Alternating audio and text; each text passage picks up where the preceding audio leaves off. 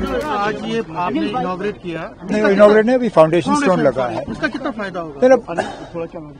अगर हमारे सड़कों पे एक भी हादसा कम हो और एक भी कीमती जान हम बचा सकें तो मैं तो कहूंगा इस सेंटर का पूरा फायदा मिला है हमें।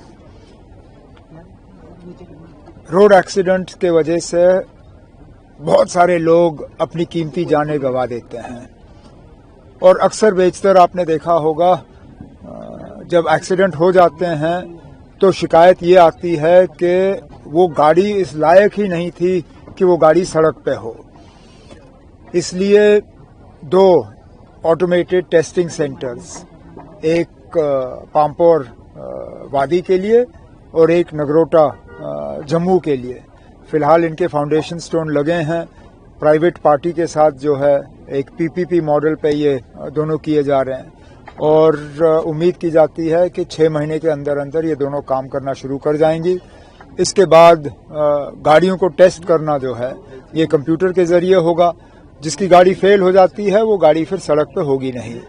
अब जैसे मैं अभी अपने काबिना के साथी और इनके अफसरों से कह रहा था, एक नगरोटा में शायद जम्मू के लिए काफी नहीं होगा, एक पाम्पोर में आप वादी को कवर कर पाओगे, लेकिन नगरोटे से डोडा, किश्तवाड़ या रजौरी, पुंछ कवर करना मुश्किल होगा। तो अब हमारी कोशिश रहेगी कि एक पीर पंचाल की तरफ और एक चिनाब की तरफ जो है ये 2 सेंटर और खुलें ताकि ज्यादा से ज्यादा गाड़ियों की टेस्टिंग हो और सड़क पे जो हादसे हैं वो कम हो जाएं। सर 2 सवाल मेरे और हैं। एलओपी से मैंने पूछा था जब आपने बात की थी कल, उन्होंने आज कहा कि मेरिट को वो डिनाई नहीं करते, मेरिट को वो अंडरस्टिमेट नहीं करते, लेकिन जहां आस्था है और माता वैष्णो देवी श्राइन बोर्ड एक आस्था के केंद्र है। आस्था की बात ठीक है, तो जब मेडिकल कॉलेज आप बना रहे थे इसको माइनॉरिटी इंस्टीट्यूट का दर्जा देना था ना, फिर क्यों नहीं दिया? देना था ना, आपने नहीं दिया। सिर्फ नीट पे जो है और एंट्रेंस टेस्ट के बुनियाद पे जो है एडमिशन की जाती हैं, मजहब देख के एडमिशन नहीं होता। अब अगर आप चाहते हो कि इसमें मुसलमान ना पढ़ें, ठीक है ना, अब नहीं पढ़ेंगे हम, आप करिए इसको माइनॉरिटी इंस्टीट्यूट जो है इसको डिक्लेयर करिए। इसमें जो एक सिख सरदार कम्युनिटी का एक बच्चा है शायद और बाकी जो मुस्लिम स्टूडेंट्स हैं वो हट जाएंगे, इससे कहीं और एडमिशन हासिल करेंगे।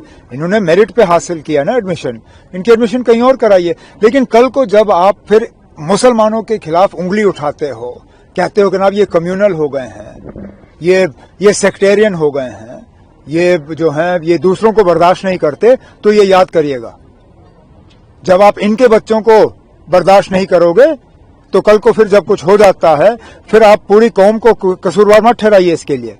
जब वो क्या नाम है वो फरीदाबाद की यूनिवर्सिटी में बच्चों ने एडमिशन हासिल किया तो क्या पूछा इन्होंने कि ऐसी जगहों में ये जाते क्यों हैं, इन जगहों में ये जाते क्यों हैं जहां पे ये रेडिकलाइज हो जाते हैं।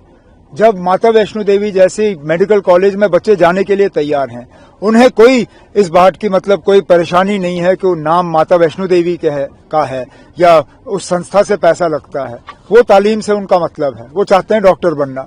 अब आप उनका मजहब देख के उनको एडमिशन डिनाई करना चाहते हो, कल को फिर वो अगर किसी और इंस्टीट्यूशन में चले जाएं जहां पे फिर वो रेडिकलाइज हो जाएं, इसके लिए फिर कौन सुनील शर्मा साहब कहेंगे कि वो कसूरवार हैं।